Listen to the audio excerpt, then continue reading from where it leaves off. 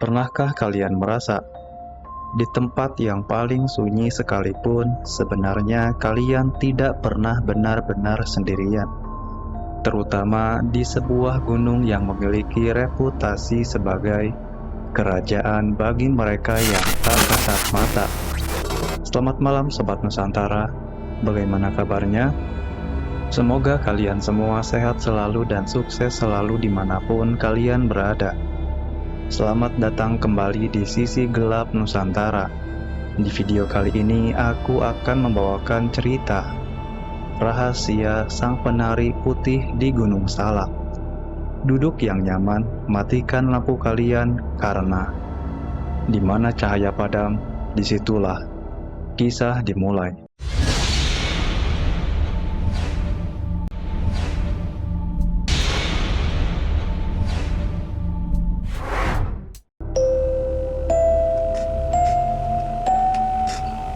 Gunung Salak bukan sekedar tumpukan tanah dan batuan bagi masyarakat Jawa Barat. Bagiku, Gunung Salak adalah sebuah teka-teki yang selalu menuntut rasa hormat. Sore itu, udara di base camp terasa lebih menggigit dari biasanya. Aku, Agnes, sedang sibuk mengecek tali sepatu dan memastikan tas punggungku terpasang dengan benar. Di sampingku, Snowy, anjing kesayanganku yang biasanya sangat tenang, terus-menerus mengendus tanah dengan gelisah. Bulu di tangkuknya beberapa kali berdiri. Sebuah tanda yang biasanya aku abaikan sebagai respon terhadap hawa dingin. Agnes, semua siap? Suara Bambang memecah konsentrasiku. Dia sedang sibuk dengan gimbal kamera dan ring light portable-nya. Bambang adalah tipe vlogger yang percaya bahwa hantu hanyalah bumbu konten untuk menaikkan viewers. Tenang aja, kalau ada apa-apa, kamera gue bakal nangkep semuanya. Lumayan buat cuan. Aku hanya mendengus. Namun, langkahku terhenti saat melihat seseorang duduk di atas bangku kayu panjang di dekat pos pendataan. Seorang pria dengan jaket windbreaker biru kusam yang sangat aku kenali. "Ega?" ucapku lirih. Pria itu menoleh. Senyumnya tipis, sangat tipis hingga terlihat seperti garis datar.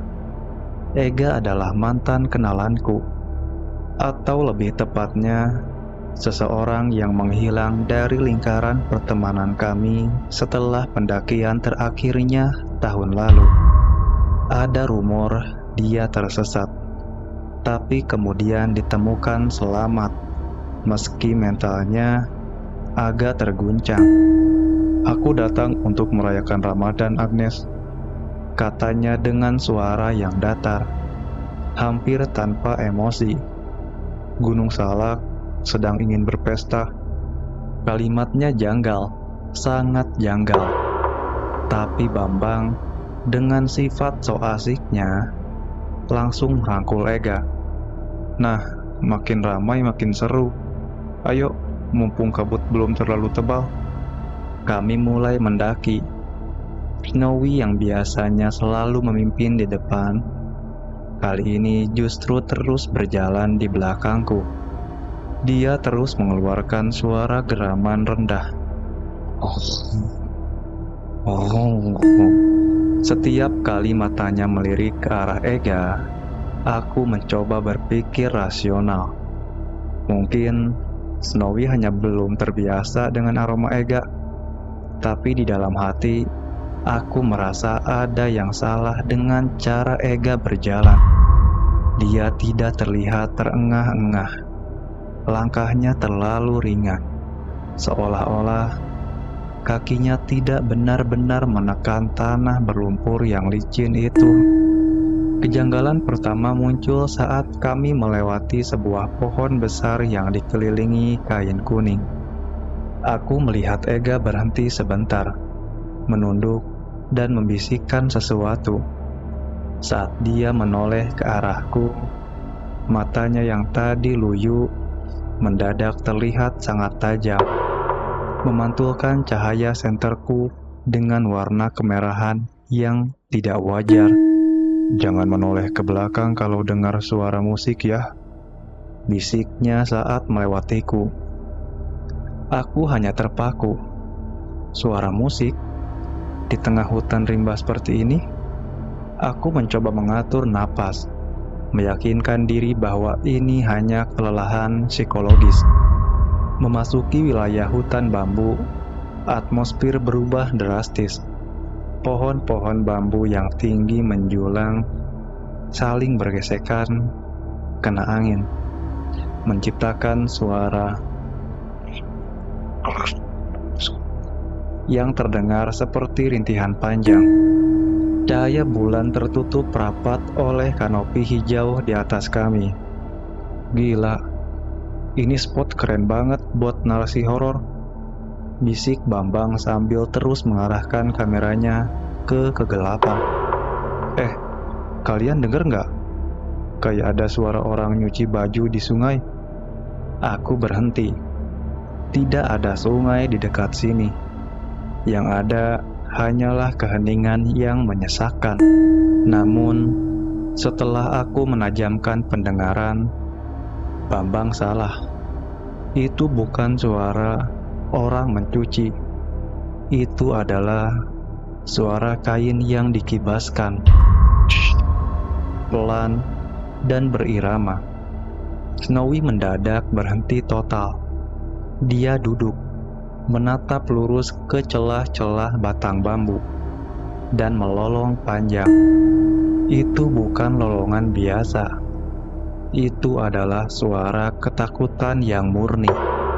"Snowy, ayo jalan," perintahku, tapi suaraku bergetar. Tiba-tiba, hidungku menangkap aroma yang sangat kuat. Bukan bau busuk, melainkan aroma bunga melati yang bercampur dengan bau dupa atau kemenyan yang sangat menyengat. Bau itu muncul begitu saja, seolah-olah ada seseorang yang baru saja membakar dupa tepat di depan wajahku. "Wah, kecium gak? Wangi banget." Bambang tertawa, meski tawanya terdengar dipaksakan. "Ayo dong, penari putih atau kuntilanak, muncul. Gue kasih panggung nih." "Bang, jaga mulut kamu," tegurku keras. Di tempat seperti Gunung Salak ini, ucapan adalah doa sekaligus undangan. Ega yang sejak tadi diam, tiba-tiba berhenti. Dia berdiri mematung di tengah jalur. Punggungnya terlihat kaku. "Mereka tidak suka dipanggil seperti itu, Bambang," ucap Ega tanpa menoleh. "Mereka lebih suka disebut tamu." Saat itu juga, aku melihatnya. Di antara batang-batang bambu yang gelap, ada sesuatu yang berwarna putih. Bukan putih bersih, tapi putih kusam, seperti kain kafan yang sudah lama terkubur. Sosok itu bergerak sangat cepat, berpindah dari satu balik pohon ke pohon lainnya. Setiap kali sosok itu bergerak, terdengar suara gemerincing halus, seperti suara gelang kaki penari. Jantungku berdegup kencang hingga terasa sakit di dada. Aku mencoba mencari penjelasan rasional. Mungkin itu hanya kantong plastik yang tertiup angin, atau mungkin pendaki lain. Tapi siapa yang memakai baju putih menjuntai dan menari di tengah hutan bambu jam 11 malam? Kami memutuskan untuk mendirikan tenda lebih awal karena kabut turun sangat pekat, hingga jarak pandang hanya tersisa 2 meter. Kami berada di sebuah lahan yang agak datar, masih dikelilingi oleh rumpun bambu yang rapat. Saat kami sedang menyalakan kompor portable, suara itu terdengar lagi. Kali ini bukan hanya suara kain, tapi suara nyanyian. Sebuah cengkok nyanyian Jawa kuno yang sangat melankolis, diselingi suara tawa yang sangat halus, hampir seperti desahan.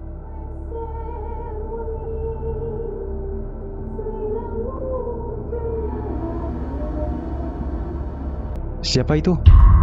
teriak Bambang. Dia menyalakan lampu tembaknya yang sangat terang dan mengarahkannya ke sekeliling. Cahaya lampu itu menyapu area hutan, dan untuk sesaat kami semua membeku. Di batas jangkauan cahaya, berdiri sekitar 5 atau 6 sosok perempuan berpakaian kebaya putih kuno, dengan kain jarik merah kusam. Mereka tidak memiliki wajah yang jelas. Bagian wajahnya tertutup oleh rambut hitam panjang yang basah dan berlumuran tanah merah. Mereka tidak menyerang. Mereka hanya menari. Gerakan mereka sangat gemulai, namun patah-patah di saat yang sama. Mereka berputar di antara pohon bambu dengan gerakan tangan yang luwes.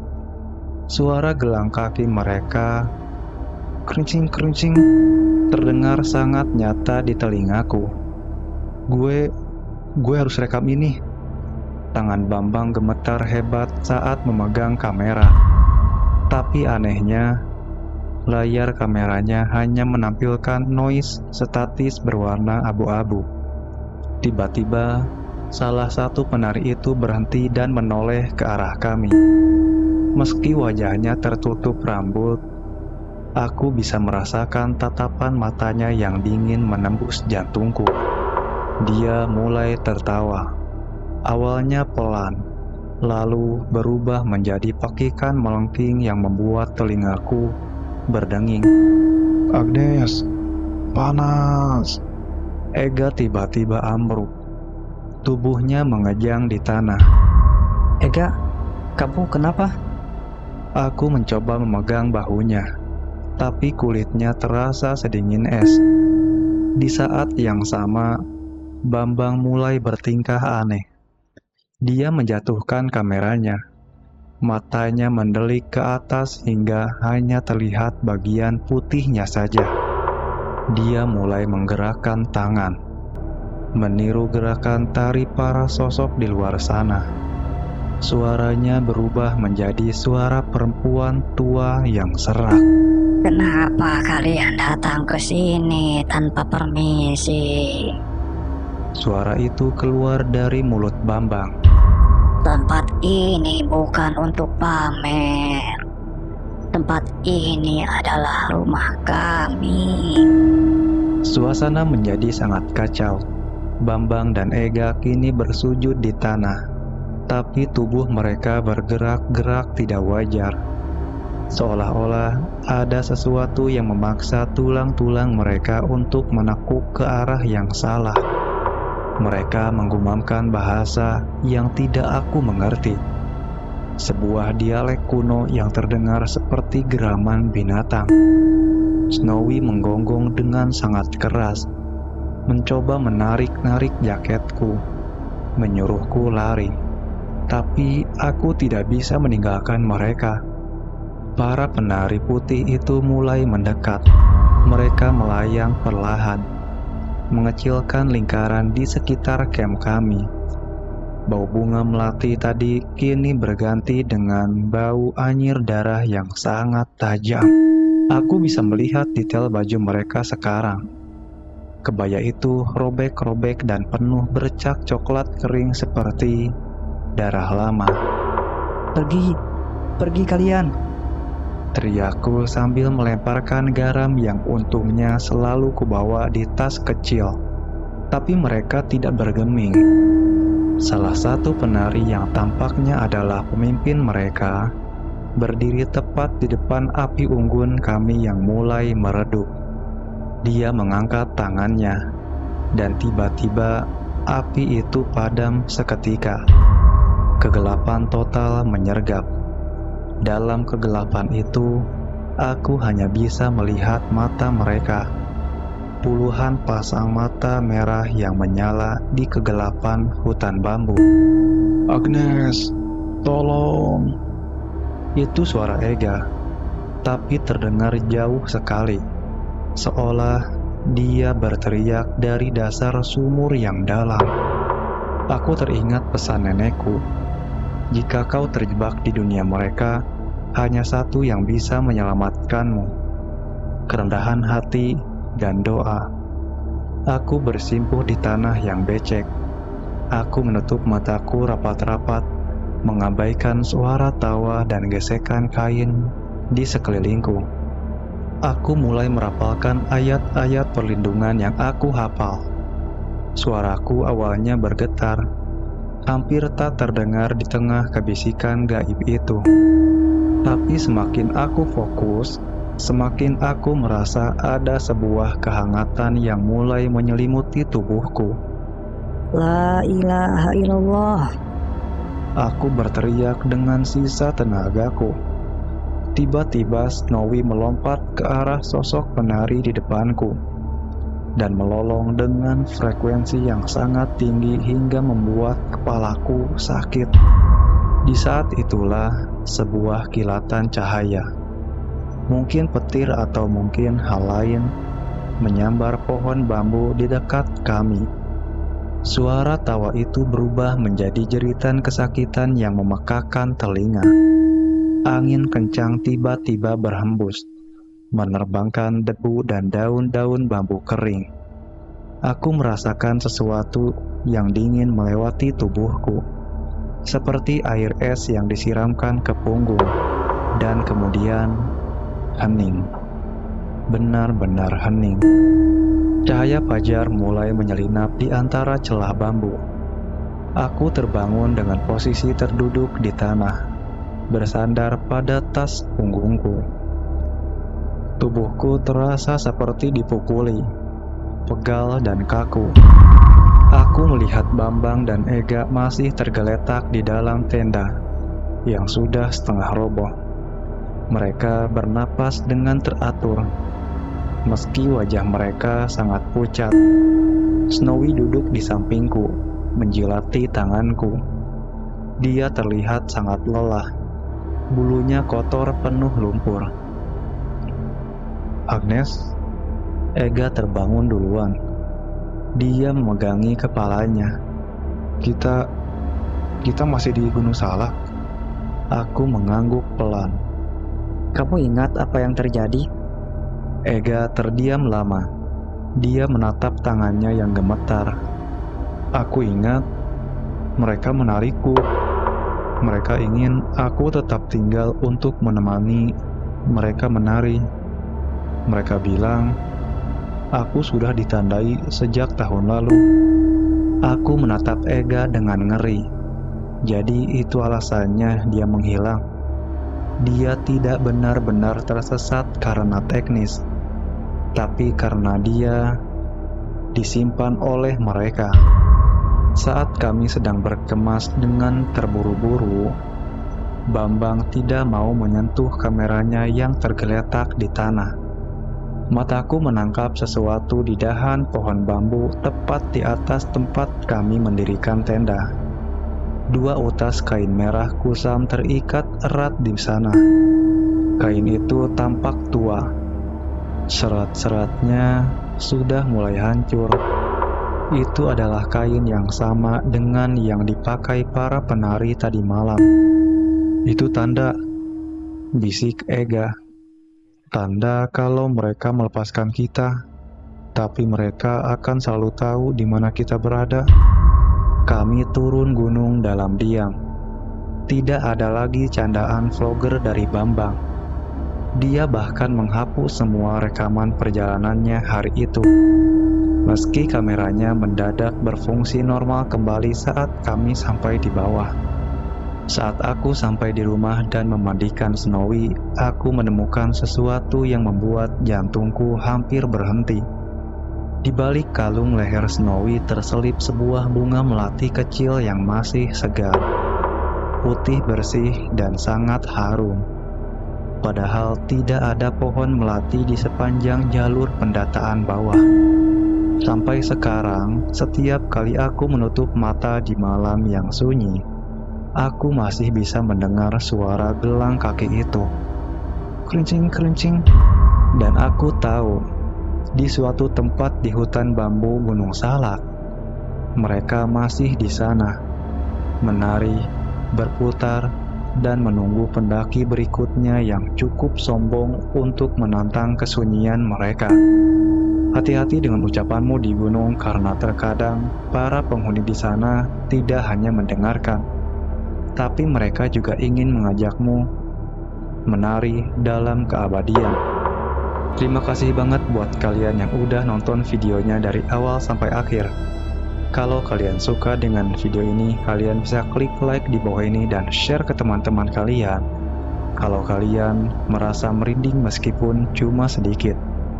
Dan yang paling penting, jangan lupa untuk subscribe di channel ini biar kalian gak ketinggalan update-update cerita terbaru dari sisi gelap Nusantara. Oke teman-teman, sampai jumpa di video berikutnya. Di mana cahaya padam, disitulah kisah dimulai.